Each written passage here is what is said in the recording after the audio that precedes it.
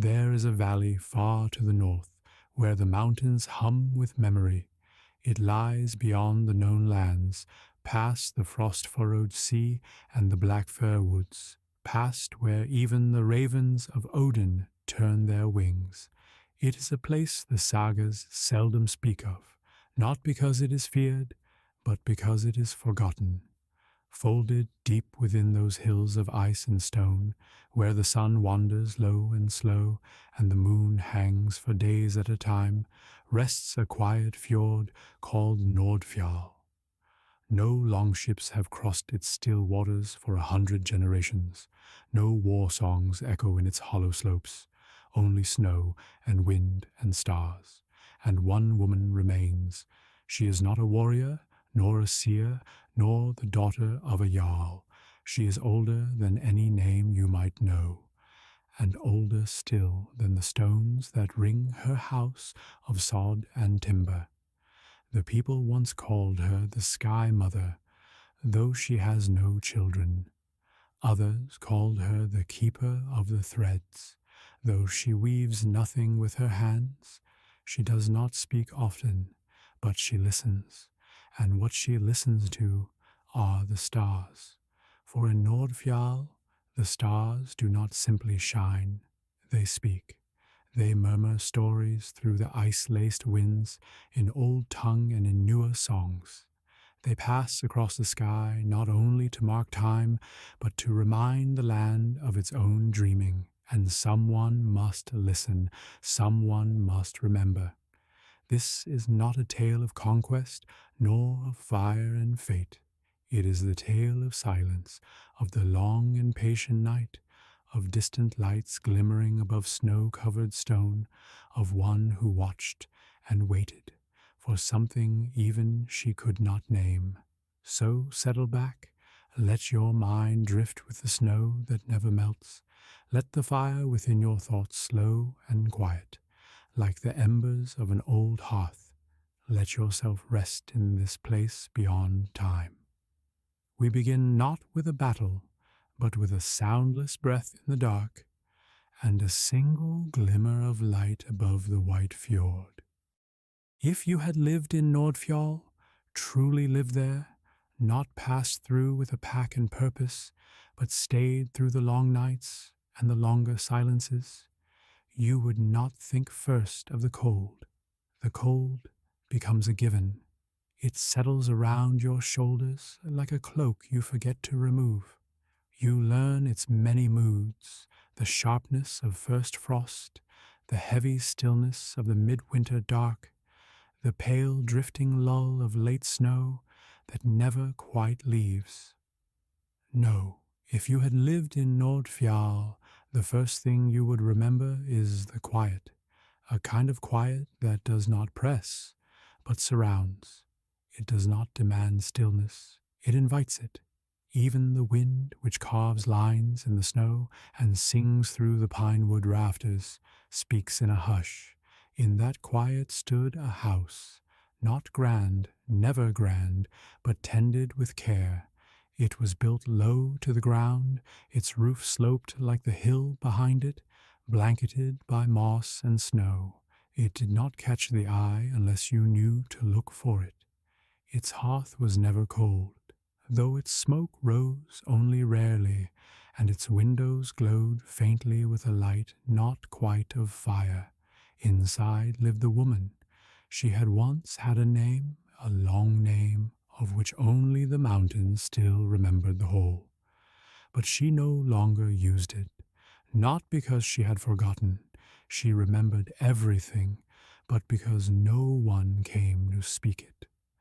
And in that silence, names had become unnecessary. The rhythm of her life was not marked by bells or horns or the cries of cocks. It was marked instead by subtler things. The slow descent of snow down the hill behind her home, the creak of the ice forming and reforming on the fjord, the quiet shimmer of starlight through the open smoke hole. She rose before dawn, though dawn came slowly in Norðfjall, and she needed no rush to meet it. She lit her lamp with a twist of lichen and oil pressed from old pine resin, and her fingers moved as though they had done this since the stars themselves were formed. The light from the flame was amber. It did not chase the shadows, it merely made room for them. She would brush the snow from a threshold in a slow, deliberate arc, not to clear the way, but to greet the morning, even if it never showed its face. She would walk the ridge path above her home with a small bundle in her hand, sometimes herbs, sometimes bone, sometimes a small cloth folded many times. She would place these in a hollow of the stone and speak nothing, because words were too heavy for the wind to carry, and then she would listen, not with ears, but with a kind of knowing she had practiced for centuries. Her gaze would rest not on the fjord below, nor on the empty stretch of snow-drowned forest beyond, but on the sky. For even when veiled, the stars were present. She knew where each should be, and when they would pass above her, even if hidden behind cloud and storm. And when one did not appear, even by a finger's width, she would feel it like a whisper against her ribs. She would take note, not on paper, not in runes, but within. Then she would return, slowly, stopping only once to lay her palm against a standing stone near the ridge's end. It bore no inscription, but it remembered things she did not say aloud.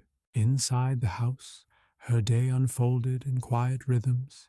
There were no meals at proper hours.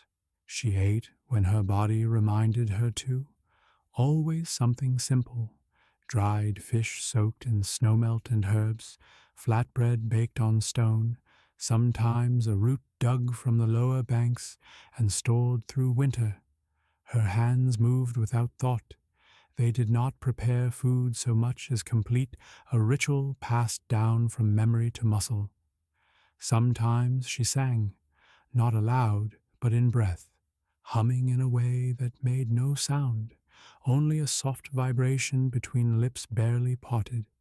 If you sat close, you might not even hear it, only feel it in your chest, like the echo of a word you've almost remembered.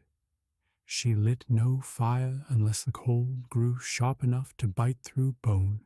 Instead, she warmed herself with movement, with slow sweeping, with the tending of stone bowls and the mending of robes older than any that could be bought or traded. She wore no shoes inside. The floor was worn smooth with her steps, and always, as night deepened, which in Norðfjall meant simply the turning from dim gray to true dark, she prepared for the listening. It was not a ritual with markings or scripts. It was simpler than that. She would sit on a low bench by the smoke hole. She would place her fingers lightly on her knees, and she would let her breath slow. She did not force silence, she became it. And in that stillness, she would feel the stars above, not see, always, not hear, but feel. They moved in patterns she had tracked since before the stories began, not the movements of astronomers or sailors, no charts, no angles, but the kind of movement that speaks to the skin, to the inner ear, to something older than thought. Some stars flickered with sadness, some pulsed with stories, some blinked out for a time and returned with new weight. She did not try to name them, she only listened, and every night she would whisper back, not in words, but in presence, in being there, in witnessing, for that was what she had been left to do, to remember the stars that remembered her. Life in Norðfjall was not full, nor was it empty. It was a rhythm, quiet, deliberate, and endlessly returning. To some it might seem lonely, but to her it was whole. Even the wind, when it passed, seemed to bow its head slightly as it crossed her roof. Not out of fear, but in respect, for something ancient still breathed in that place. And though the world had forgotten her name, the stars had not. It had been over 200 winters since another soul had spoken aloud in Norðfjall. The valley did not need voices. It had the hush of snow and the memory of stone. It had the long glances of the moon across the ice and the breath of wind through pine needles. And it had her, the listener. She had seen many winters come and go, and each one left a trace, not in lines on her skin. Her face had long since stopped shifting with age, but in the way she carried her silence, heavier, yes, but never burdened, worn like a well-loved shawl. She did not keep time the way others once had. Her days were marked not by sunrise and meals, but by the song of the sky. And it was the sky, one night in particular, that changed everything. It was a night like many others, thick with cold, velvet in its darkness. The stars had begun their slow parade across the heavens, and she had settled into her place by the smoke hole, her body still as driftwood, her mind open like thawed ground. Her breath slowed, the silence wrapped itself around her, and the stars began to speak. But this time they did not whisper in scattered echoes. They did not flicker with memory or pulse with faint emotion. No, this time they aligned. At first she thought it a trick of the breath, a momentary alignment, the kind she had noted in passing over the centuries. But then it held, and then it pulsed, not in light, but in tone, a soundless rhythm thudding once, then again, deep and resonant as though the fjord itself had grown a heart. Her eyes remained open, though her gaze was far beyond the smoke hole. She was not afraid. She had long since ceased to fear what others would call impossible. But she was still. The stars pulsed once more, then curved inward. It is difficult to describe what that means, for stars do not move in that way. They drift or fall or burn. But this was a folding, a gathering, and in the center of that folding, a name, not a name in the way we speak it, not sound, not syllable, but knowing. It pressed itself gently against her, not with force, but with intent, like a hand resting against a closed door, waiting. She knew what it was. She had known it once, long ago, when she was young, and her hair had still held the color of the northern raven. Before her voice had faded into listening, it was her name, her true name, not the name the villagers had once given her, not the title bestowed by wandering skalds or passing priests. This name was older, given not by people, but by the sky itself, or whatever ancient thing moved through it. She sat motionless as the name breathed across her again, and this time she whispered back. A soundless echo. The stars paused, and then shifted. She felt it first in her ribs, a kind of widening, as though the world had tilted just slightly toward her, as though the valley had leaned in to hear. Even the wind, which had been murmuring along the roof, fell completely still. The name remained hovering, waiting, and then she remembered, not all at once, not as a vision or flash, but slowly, like thawing earth revealing stones buried long ago. She remembered the tower of bones woven into the cliffside where she had first opened her eyes. She remembered the hand, not warm, but strong, that had guided her into the world. She remembered the thread she had been tasked to hold, so fine it could not be seen, only felt. And she remembered the promise, "You will not be known, but you will be remembered, not by men, but by stars." That had been her pact. That was why she had stayed, why no hunger or loneliness had driven her away, why she had lived not as a woman among people, but as a presence among patterns. She had forgotten that truth over time, not because it had faded, but because it had hidden beneath years, beneath snow, beneath silence, until the sky returned it. She lowered her head, slowly, reverently. The stars, still pulsing, slowly unraveled, not in disappearance, but in release. The folding ended, the pattern returned, but something had shifted. The name had been spoken, and not just to her. It had been spoken through her. From that night on, the stars came differently, not every night, but often enough, their patterns sharper, their movement more deliberate. They came not just to be witnessed, but to ask, to share, to gather, and she answered. For a time, the world around her remained unchanged. The snow still fell. The frost still crept along the wooden beams of her little house. The fire, when lit, still crackled with quiet defiance against the cold. But beneath that sameness, something new was blooming. She began to feel the stars before they rose, a faint warmth behind the eyes, a tingling beneath the ribs. Not unpleasant, not demanding, just there, like the presence of someone you care for, entering a room behind you. No words, just the knowing. And so she changed the way she sat. She no longer simply waited beneath the smoke hole. She faced it, with her palms open, as if holding something not yet present, not yet real, but welcome. And in return, the stars brought her fragments, not visions, not clear voices, but pieces. The smell of iron in old rain, the ache of a rope once tied to her wrist, the sound of wings, not from a bird, but from something larger, softer, older. The pieces came each night, carried like driftwood upon dark tides, and she, the listener, gathered them, not with hands, but with her whole being. She stored them not in jars or scrolls, but in stillness. Soon she no longer thought of herself as alone, not because someone had arrived, but because something had awakened.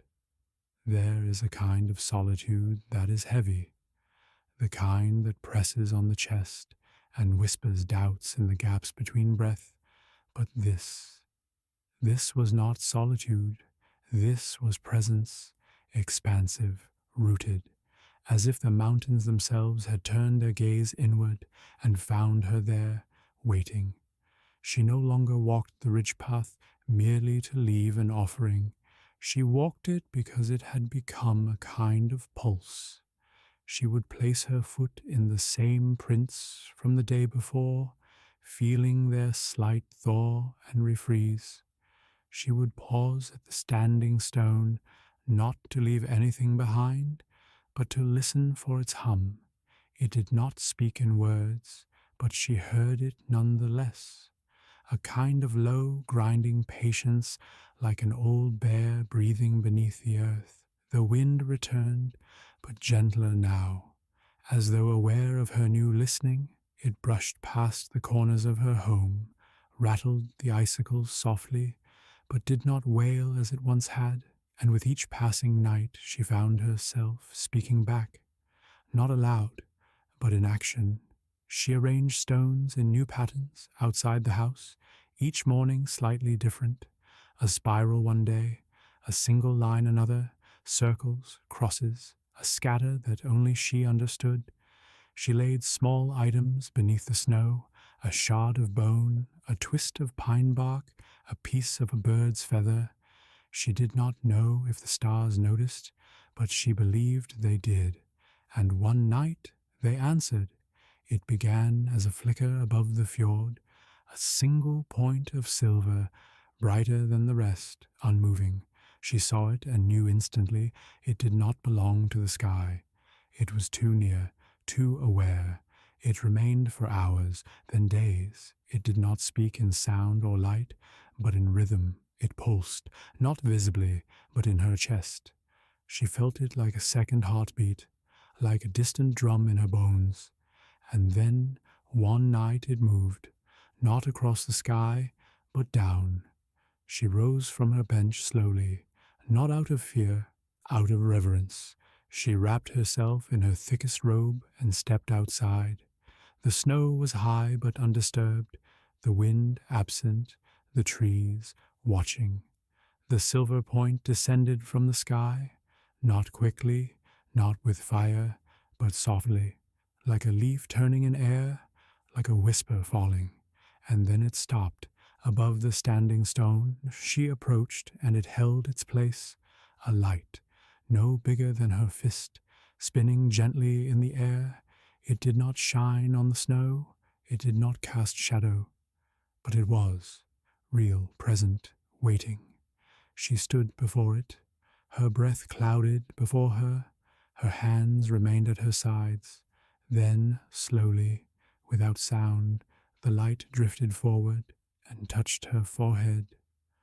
A warmth bloomed behind her eyes, a wave of memory, not hers, not entirely, filled her chest. And then she knew. She knew, not in words and not all at once, but in a sensation that unfolded, like warm light filling the hollows of an abandoned house. Something that had been asleep within her for centuries, perhaps longer, stirred, stretched, and remembered. She saw no visions, but impressions drifted through her like the curling of old smoke in morning light.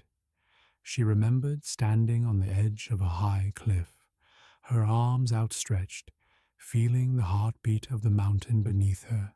Not the mountain she now knew, but one much older, one that no longer had a name in this world. She remembered a line of fire across the northern sky, not falling, but rising, and how she had followed it, barefoot, for 3 days and 3 nights across ice that did not cut her skin. She remembered being given something, not held in hand, but laid across her shoulders, a responsibility, woven from silence, time, and listening. And she remembered that she had agreed, freely, willingly, to stay, to listen, to be the memory the stars could return to. It was not a burden, though it had required everything. When the silver light drew back from her forehead, she did not move. She stood with her eyes closed, face lifted to the air, tears cooling instantly on her cheeks, not tears of grief, not even of joy, just release. The light hovered for a moment longer, pulsing once, a soft, steady beat, and then it turned, ascending again toward the sky. It did not rise quickly. It drifted upward like mist called home until it was once again lost among the stars. But the change remained. The stone beneath her feet felt warmer now, as if the very bones of the earth had acknowledged her remembering. The wind, when it returned, curled around her in quiet welcome. And overhead, the constellations shone not brighter, but closer, as if the sky itself had drawn nearer to listen. That night, when she sat beneath the smoke hole, she did not wait in silence. She sang. It was a soundless song, formed from breath and pulse, carried through the stillness like the low hum of distant aurora. It had no words. It needed none. It was a melody as old as the first frost, shaped by the remembering of her name. And far above, the stars began to hum in return. The days that followed unfolded like snowflakes, subtle, indistinct, and quiet in their grace, yet within each one was a new note in the melody of her remembering. The stars no longer waited to be witnessed, they moved for her. She would rise just before the silver light of false dawn, not to meet the morning, but to greet what lay above. The sky greeted her not with brilliance, but with rhythm. Certain constellations she had known to be silent now shimmered in new cadence. Others, long absent, emerged again, shy but certain. There was communication, not in words or symbols, but in timing, temperature, proximity, a language of presence, remembered through centuries of stillness. Her tasks changed, though they appeared the same to any unknowing eye. She walked the path to the ridge, yes. She tended the stones and brushed away the snow, but now, when she reached the hollow where she once placed herbs and small offerings, she would pause longer, sometimes kneeling, sometimes bowing her head. Her fingers would trace patterns in the frost, spirals, arcs, simple circles, as if composing notes upon a score no one else could read. These gestures were not for ceremony, they were conversations. In the sky's presence, she had become a conduit, not just of remembrance, but of relay. Memories not hers moved through her hands, not from the earth to the sky, but from the sky back to the earth. The land had forgotten, yes, but it could remember. With care, the moss along the stones thickened. The trees near her house, long bare and brittle, began to show faint green veins beneath their bark, despite the cold. Ravens, those ancient messengers of Odin, returned to perch along her roof, but not with cause or riddles. They watched, silently, as though in reverence. One night the silver light returned. It did not descend this time. It circled above her house, once, twice, casting no shadow, no sound, before vanishing behind the clouds. But it left something behind. In the morning, near the standing stone, she found a shape, a ring of frost, untouched by wind or foot, perfect in its curve. Within it lay a stone she had never seen before, smooth, dark as obsidian, pulsing faintly with a warmth not from flame. She did not touch it at once. Instead, she sat beside it for a full day and night. She waited to understand. Only after the second dawn did she lift it.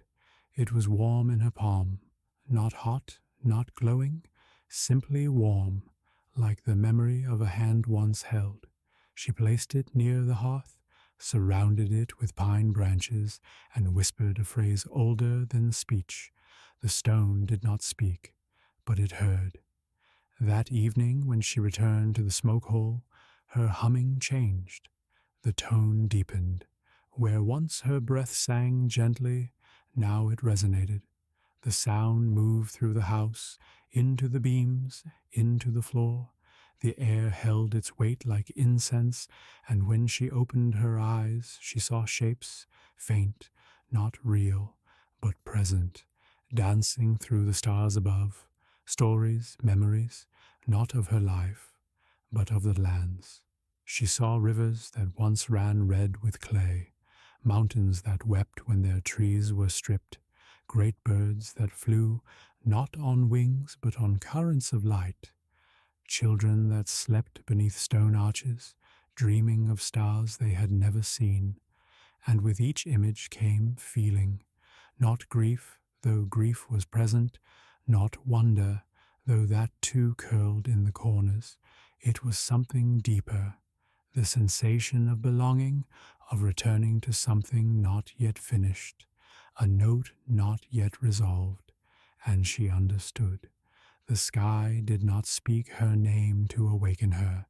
It spoke to awaken what had been left through her, what had been carried forward, hidden, preserved, like a single ember kept alive in the hollows of a long dead fire.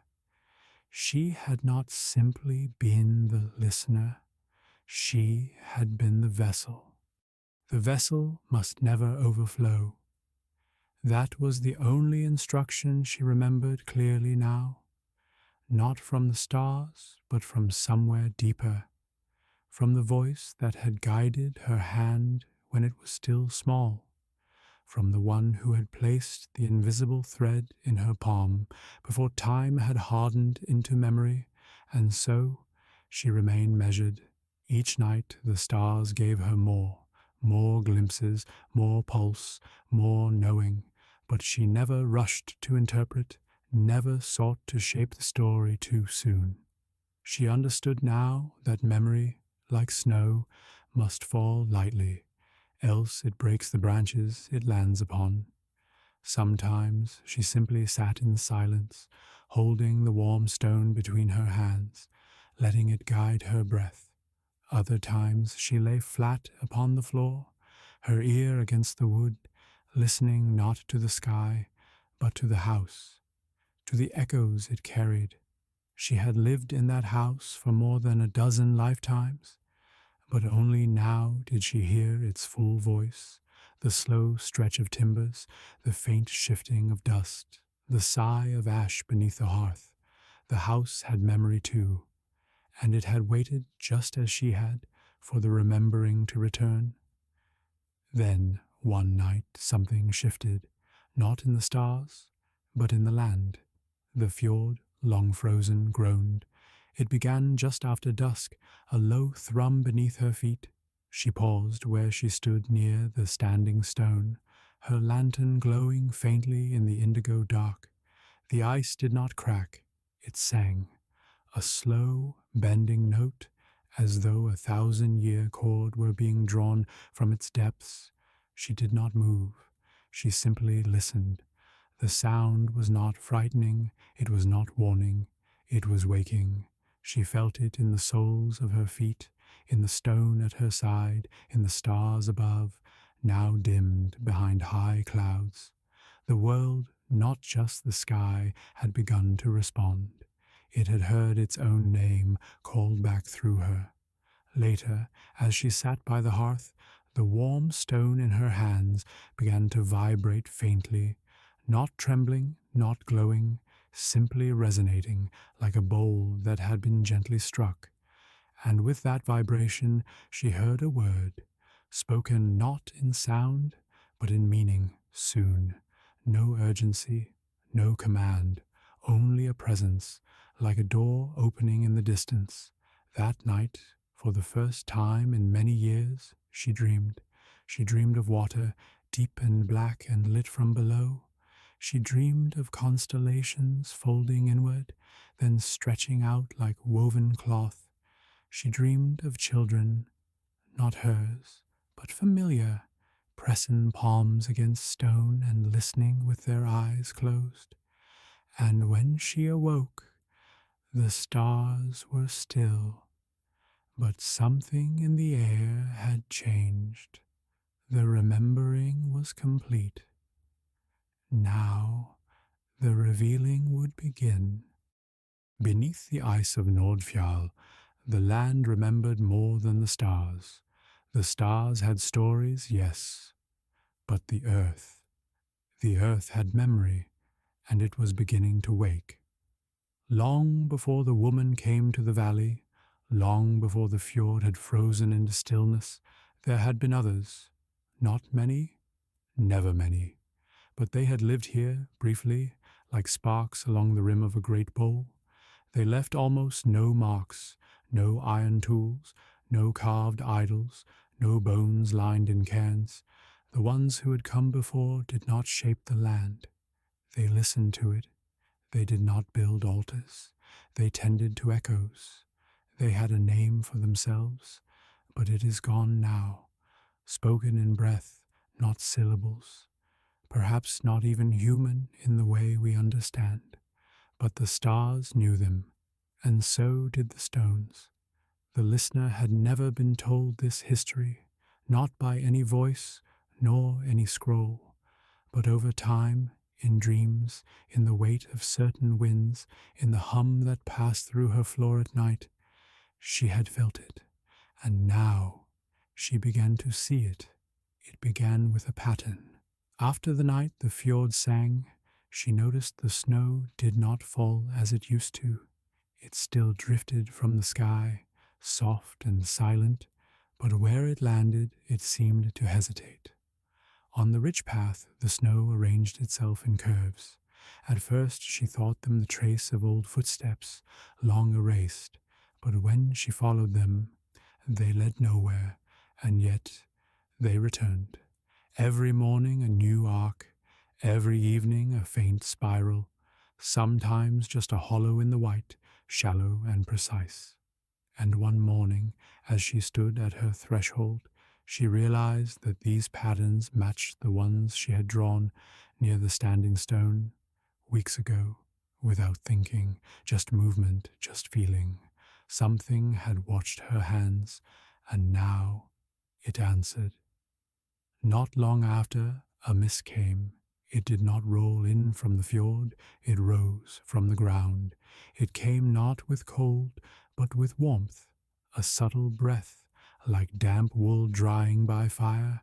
It wrapped the base of the standing stone, circled her house, drifted low across the trail like smoke seeking its chimney, and in it she saw things, only briefly. Only when her gaze was unfocused, her mind still, a handprint in the mist, pressed against nothing, a flicker of eyes, not menacing, not startled, simply aware. A ring of figures standing in stillness, broken apart the moment she blinked. She did not chase these images. She welcomed them as one welcomes the scent of bread from another house, present, real, and not meant to be claimed. They became part of the rhythm, and soon she began to dream again, not just of memory, but of places. A hill, smooth as bone, where bells were once planted in the earth instead of trees. A cave where the walls had been written on not with pigment, but with breath. Stories told in the condensation of lungs, fading only when forgotten, and a field, vast and moonlit, where silence had once been sown into the soil like seed. When she awoke, these dreams did not fade. They lingered like heat in the stones, long after fire had died, and more importantly, they pointed. She began to walk outside the bounds of her usual path, not far, just a ridge further, a slope deeper, always guided not by reason, but by a pull, like a thread drawn tight between her ribs and the horizon. On one such morning, she reached a hollow she'd never noticed before. Nothing marked it, no tree, no stone, no bones, just snow, deeper than it should have been, and a single breath of warm air rising from beneath. She stood in the center and waited, and then she knelt, not from exhaustion, from instinct. With bare hands she brushed the snow aside. It melted faster than it should. Beneath she found moss. Beneath the moss, wood, weathered, ancient, carved. Not deep carvings, no runes, no shapes, just pressure marks, as though fingers had pressed into the grain of the wood, not to mock it, but to remind it. She laid her palm flat against the surface. The warmth returned, slow, low, like the bass note of a lullaby. Then a word formed behind her eyes, underneath. She leaned in closer, eyes closed, and she saw a chamber, buried, circular, walls lined not with stone, but with tightly woven branches, bound in ice. In its center, a pool of still water, dark but glowing faintly from below, and around it, figures, motionless, listening. They were not dead, they were not sleeping, they were waiting. She pulled back, the vision faded. The snow around her stirred slightly, though no wind blew. She stood, turned, and began the slow walk back to her house. No rush, the memory would remain, but she understood now. The stars were not alone in their remembering. The earth had kept its own record, and it was time to listen deeper. That evening she did not sit beneath the smoke hole. Instead, she brought the warm stone to the hearth and placed it beside her. Not on the fire, but on a small mound of snow she carried in, fresh and clean. It melted slowly, feeding a tiny pool beneath it. The room filled with a smell she hadn't known before, faint and ancient, not spice, not rot, something like wet bark or the first thaw of buried things. She closed her eyes and let it settle, and into her mind came an image, not sharp, not intrusive, just a slow forming of shape and tone. She saw a circle of moss, not above ground, but beneath it, green and glowing, like moonlight soaked into leaves. Around the circle, tall figures stood in complete stillness.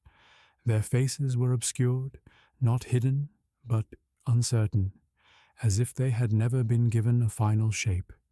Each held a single object, a thread, a stone, a fragment of shell, a piece of ash, a petal of something that no longer bloomed. They were not speaking, but something passed between them, something woven, and in the center of the moss ring, floating above the ground, was a single black bowl, empty, waiting. She opened her eyes. The fire had dimmed. The snow under the stone had evaporated, not pooled, not soaked, simply gone. Outside, the wind had died again, not stilled, yielded. That was the word she felt. The wind had yielded. She stood and stepped outside. The stars were muted. Cloud drifted high above, thin like veil, but the cold was gentle, not biting.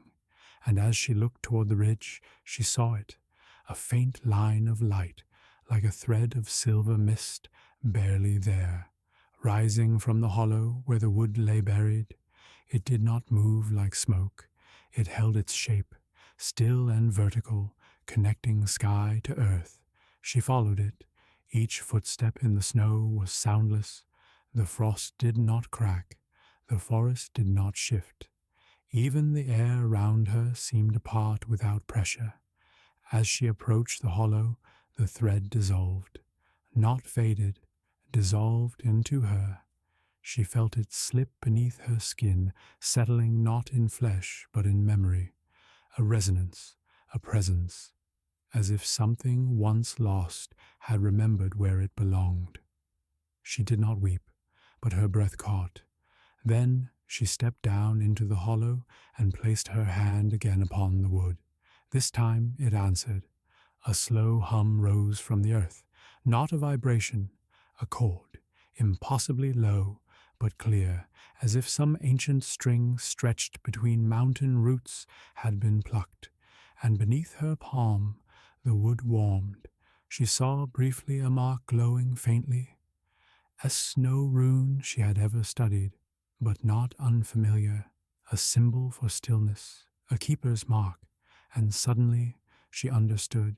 This place was not just where she had found the memory, it was where she had been placed, by those who came before, or perhaps by the sky itself, to tend the quiet where the earth had woven its truths. She was not here by choice. She was here by design. The mark faded from beneath her hand, but the warmth it left behind remained. It wasn't fire warm. It was the kind of warmth one feels when stepping inside from long frost. Not heat, but relief, as though something deeper than her bones had remembered its own shelter. She stayed kneeling beside the wood, her breath soft, her hands folded in her lap, not praying, simply being. Above, the clouds rolled low, pale gray and backlit by stars. The snow remained untouched around her, no creature stirring, no breeze passing. Time was still, suspended like frost in a web. And then, as if by invitation, she stood and began to clear the snow around the hollow's edge. Her fingers, though bare, did not sting. The frost welcomed her touch, moving away with ease. Beneath the powder-encrusted layers, the shape of a lid emerged, round, seamless, made not of wood, but of something older, dark like petrified root, with veins of faint silver laced through its grain. She pressed her hand to it. It yielded, sinking just slightly with a sigh, not of air, but of memory. And then, silently, the lid began to turn. It did not grind. It flowed, rotating with no sound, as though its hinges were not mechanical, but woven from breath and intent. When it opened, it revealed a shallow well, not deep, only a few handspans, but lined with stone.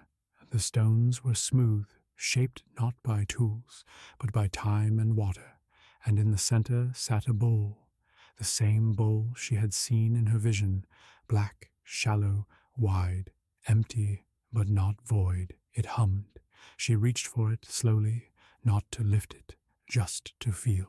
As her fingertips neared the rim, a soft pressure formed around her, like stepping into water. Thick, slow, gentle.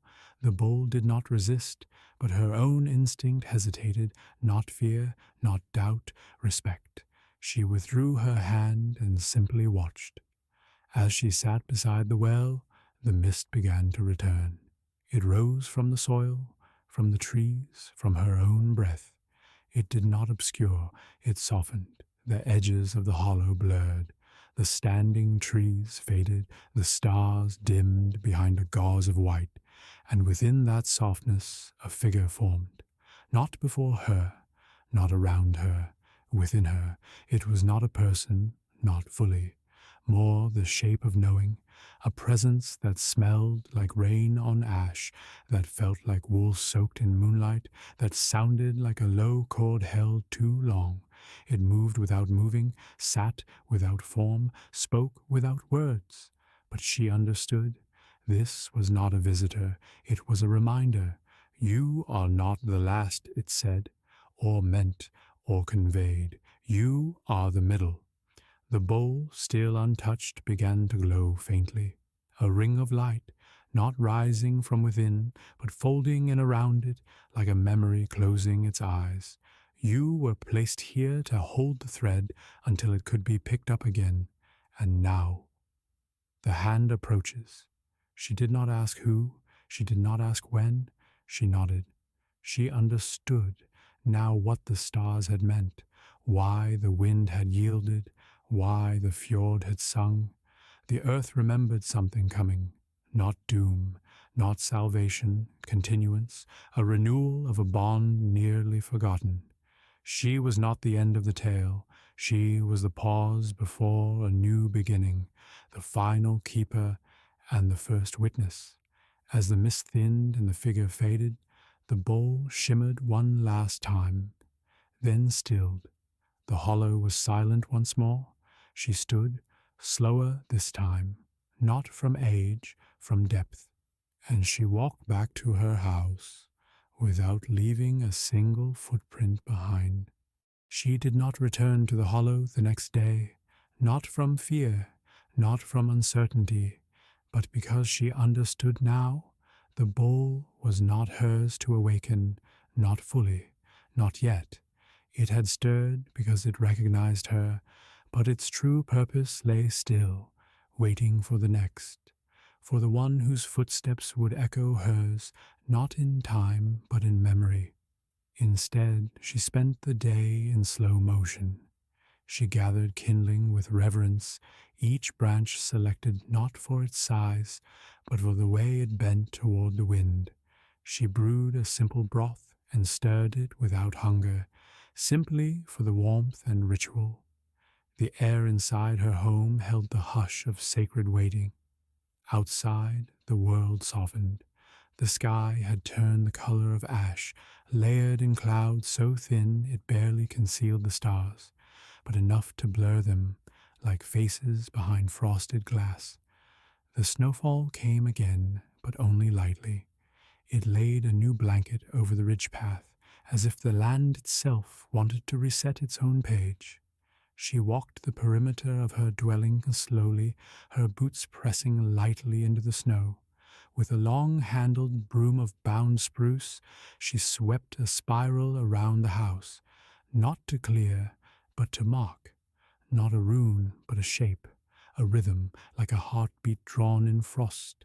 As she moved, she whispered, not words of summoning, not even true language, just sound, old sound, drawn from breath and intention, a hum with shape, a phrase with no tongue, her voice wove into air, carried not far but deep, like seeds falling into loam. Something, she felt, was listening, and it was close.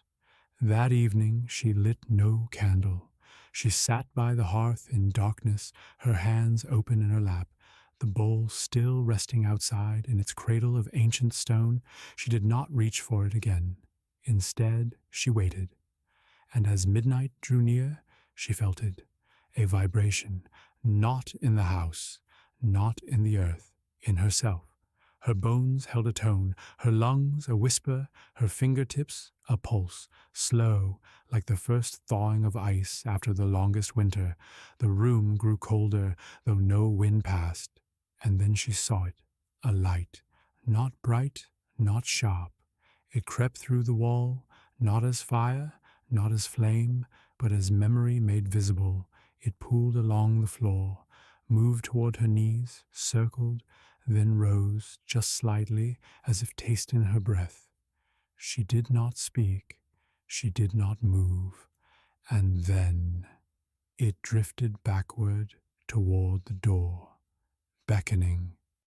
She followed, not with urgency, not with question, only with a quiet certainty that the light had come not to guide her to something new, but to lead her back to something long buried, a thread she herself had once placed beneath stone, long before her memory had shape. The door swung open soundlessly.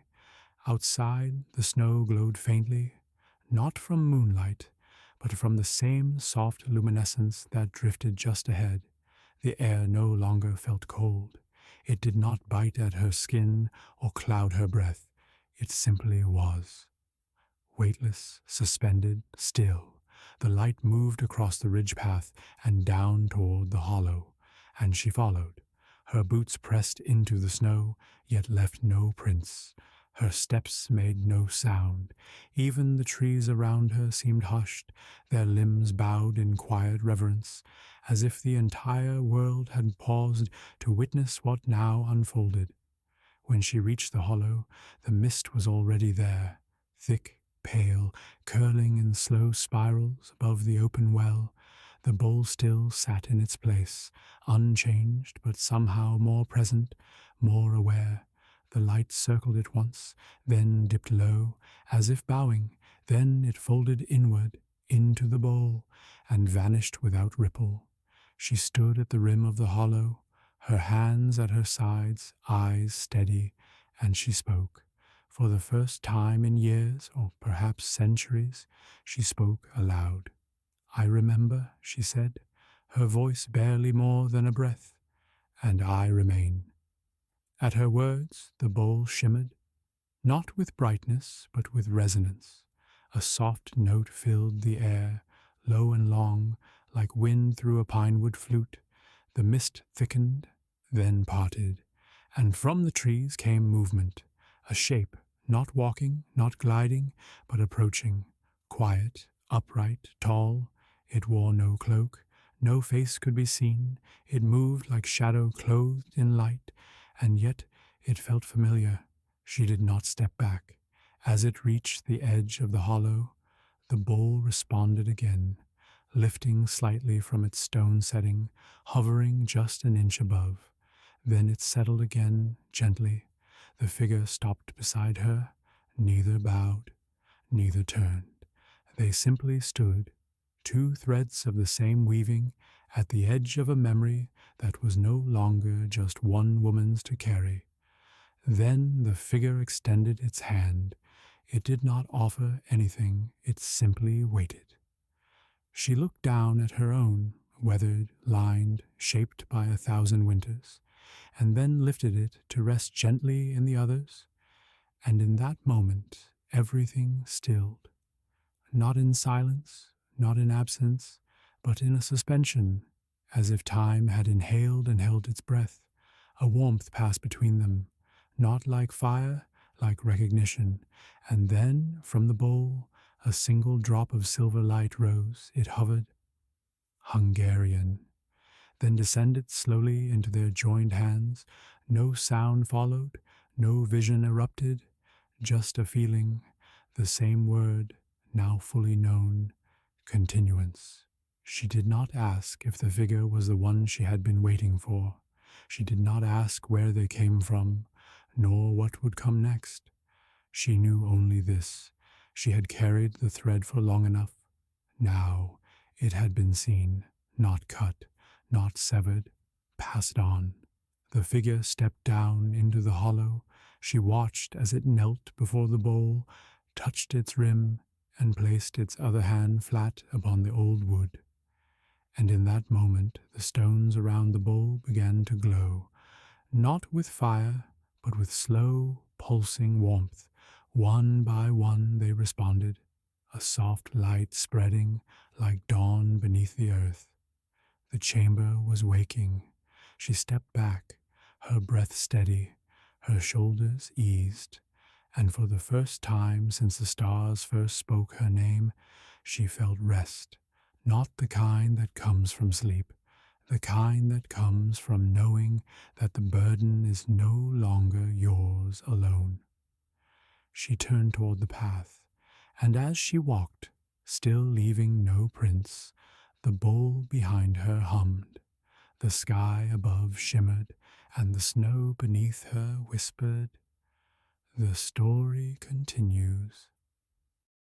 While the listener kept her watch in the hollow beneath the stars, others moved along paths far removed from hers, paths not marked by footprints, but by tradition, by ritual, and by the invisible threads of expectation. To the far north of the fjord, beyond the snow-folded ridges and across a frozen river, lined with sunless birch, stood a cluster of high stone homes built into the mountain spine. These were not grand halls. They were narrow, precise, and silent, shaped not for warmth, but for clarity. This was the dwelling of the Skarhilta, the watchers of wind and lore. They did not speak unless it was in song.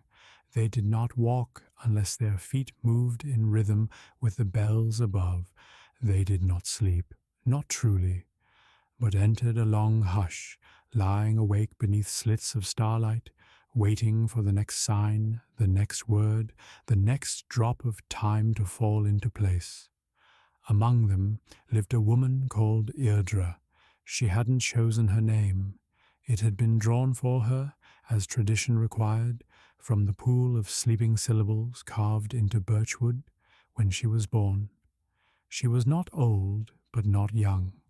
Her face bore the soft lines of study, not sorrow. Each day she rose before the snow turned blue. She stood barefoot on the frost-lined stone floor of the sky hall and breathed deeply 9 times, aligning herself with the rhythm of the bells that hung from the ceiling, long iron tongues that caught the wind through crafted vents. She lit no fire. The watchers used no flames.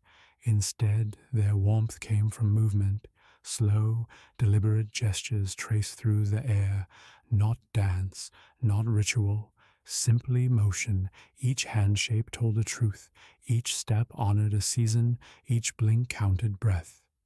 They lived not in isolation, but in balance, not removed from the world, but suspended above it. They watched, they recorded, and when the time came, they released what they knew. That morning, as Irdra moved through her chamber, she paused. A bell had not chimed.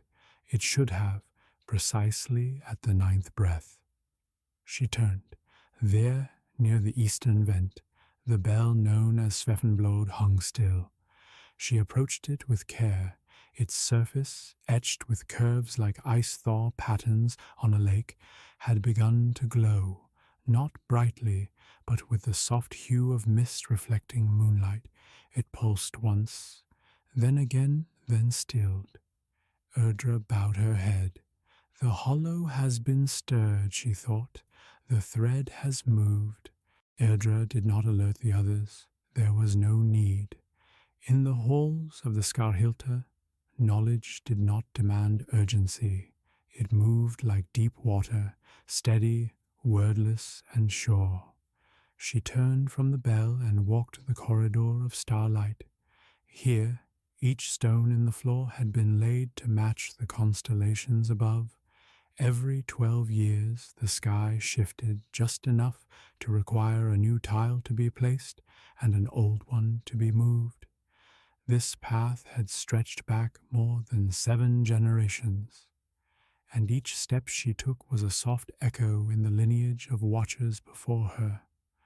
As she walked, her hand passed over the low shelves built into the walls. No books, no scrolls, just carved memory stones, smooth and palm-sized, each etched with spiral markings like waves caught in stone. She selected one, plain gray, with a single silver thread woven through the grain, and held it lightly against her chest. The warmth from the bell had faded, but the memory of its tone still pulsed inside her.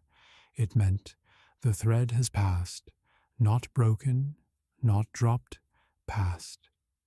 In the hall of echoes, she sat upon the listening stone and placed the memory stone in the groove before her. She lowered her eyes, breathed, and waited. After the 4th breath, the groove shimmered with light, just enough to be seen, never enough to cast shadow. A single word formed in the silence, not spoken, not heard, simply present, held. She did not reply. She simply bowed. Outside, the wind picked up, not with force, but like breath long held, finally released. The snow shifted on the high ledges. A bell rang once, gently from far across the chambered mountains. In the western hall, a group of children traced the shape of a spiral onto the snow-covered stones with their fingers, each repeating the word they had been taught from birth. Listen, learn, let go. The youngest one, a girl named Ellen, paused. She turned her face to the wind and tilted her head. I heard it, she whispered, the bowl. The others paused. Some smiled. One reached out and touched her hand. You're ready, he said. And though no ceremony followed, no banner, no fire, no name-giving, everyone knew the thread had passed once more. Somewhere, far below the ridge, the listener had let go, and here, in the halls above the fjord, the watchers would now carry the weight, not as burden, but as rhythm. That night, Erdra sat before the sky vent and watched the stars blur behind drifting cloud. She no longer needed to question where the bowl was or whether it still glowed. She could feel its hum in her ribs, in her breath, in the pause between heartbeats. The thread had passed, the stone had remembered, and the snow had kept its silence. Tomorrow, a new mark would be laid on the map of sleep and song. But tonight, there was only stillness, and beyond that stillness, peace. And so the thread wound onward, not in a straight line, nor bound to time, but across frost and silence, memory and sleep.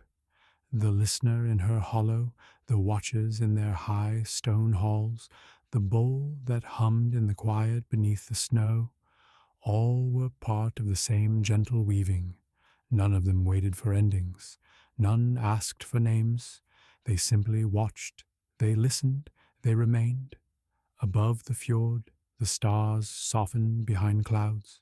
Below the ridges, the snow fell quietly over every path, covering prints that were never left, and laying down new ones made only of light. And in some distant place, not far, but folded, a hand would reach out, one night, not knowing why. It would find a bowl resting where breath meets stillness. It would feel the hum. And the story, though never written, would begin again. So now, let the snow fall gently around you, let the echoes quiet into hush, let the thread rest, for it has been seen. And in this stillness, you too may drift, soft as frost across stone. Good night.